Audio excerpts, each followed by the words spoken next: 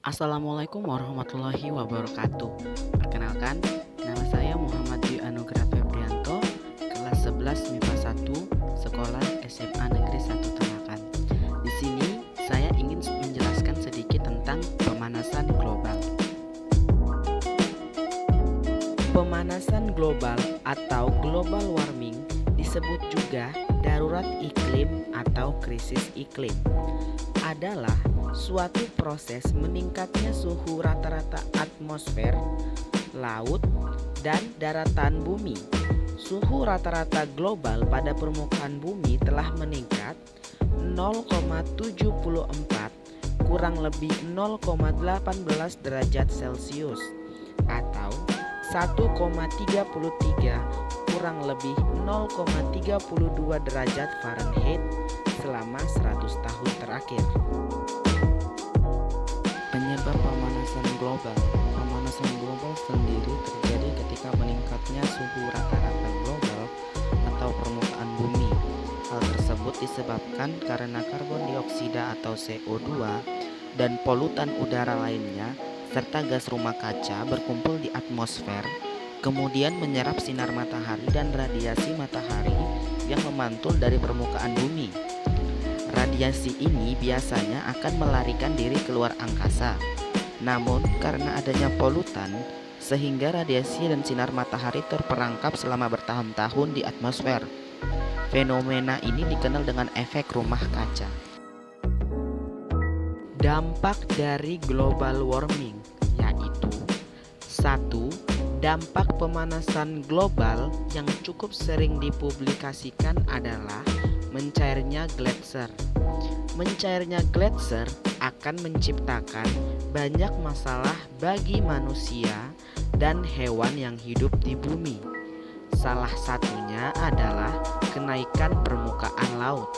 Seiring meningkatnya pemanasan global, permukaan laut akan naik sehingga berpotensi menyebabkan banjir. Yang kedua, perubahan iklim. Pola cuaca yang tidak teratur telah mulai menunjukkan efek pemanasan global tersebut. Peningkatan curah hujan dalam bentuk hujan telah diketahui di daerah kutub dan gurun. Meningkatnya pemanasan global akan menyebabkan lebih banyak penguapan yang akan menyebabkan lebih banyak hujan. Hewan dan tumbuhan tidak dapat dengan mudah beradaptasi dengan peningkatan curah hujan. Tanaman dapat mati dan hewan dapat bermigrasi ke area lain. Ini dapat menyebabkan seluruh ekosistem berubah secara total dan cepat di luar kemampuan manusia untuk beradaptasi. Yang ketiga, meningkat dan meluasnya kekeringan. Meskipun mungkin adanya hujan dan banjir di savana, kekeringan yang parah terjadi di bagian lain di dunia. Ketika suhu hangat, keberadaan kekeringan telah meningkat di bagian barat Amerika Serikat. Kekeringan juga menyebabkan terjadinya kebakaran hutan di Indonesia. Penguapan skala besar menjadi penyebab utama kekeringan di banyak tempat, terutama Afrika. Kekeringan yang berpotensi menyebabkan gagal panen dan menyebabkan malnutrisi. Yang keempat, meluasnya penyakit. Karena suhu bumi menjadi lebih hangat, ini dapat mempengaruhi kesehatan manusia dan meluasnya penyakit yang mereka hadapi. Dengan peningkatan curah hujan, penyakit yang terbawa air cenderung menyebar, seperti penyakit malaria. Yang kelima, meningkatnya frekuensi badai. Ketika suhu lautan naik, angin topan dan badai lainnya cenderung menjadi lebih kuat. Dengan meningkatnya pemanasan global, air di laut memanas yang akan memanaskan udara di sekitarnya sehingga menciptakan angin topan. Yang keenam, naiknya permukaan laut. Mencairnya es di kutub dan berkurangnya air yang menguap ke atmosfer menyebabkan naiknya permukaan laut. Kota-kota dan kota-kota pesisir yang tidak jauh di dekat pantai timur Amerika Serikat, Kepulauan Pasifik, Teluk Meksiko hanyalah beberapa wilayah di mana kerusakan banjir mulai menenggelamkan beberapa areal. Yang ketujuh, pemanasan global dapat mempengaruhi pertanian. Ketika suhu global akan meningkat, tanaman akan merasa lebih sulit untuk bertahan hidup dan akan mati. Tumbuhan adalah sumber utama makanan bagi manusia dan sebagai akibatnya, kekurangan makanan dapat terjadi. Kekurangan makanan dapat menyebabkan perang dan konflik di beberapa negara. Yang kedelapan, gelombang panas.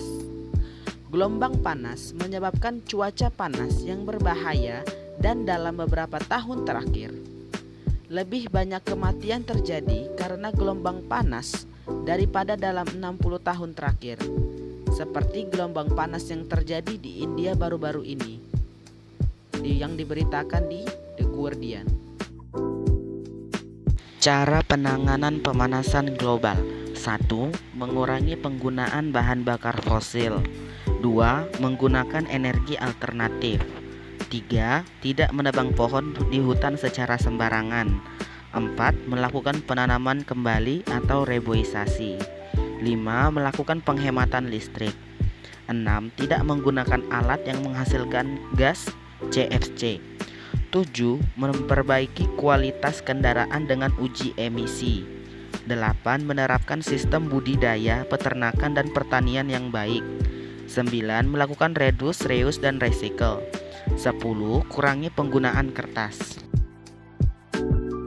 Penanganan pencegahan pemanasan global yang bisa dilakukan di kehidupan sehari-hari. 1. Reduce, reuse, recycle. 2. Penggunaan AC. 3. Kurangi pemakaian kendaraan pribadi. 4. Beli barang hemat energi. Dan 5. Kurangi penggunaan listrik. Sekian dari saya. Kurang lebihnya saya mohon maaf.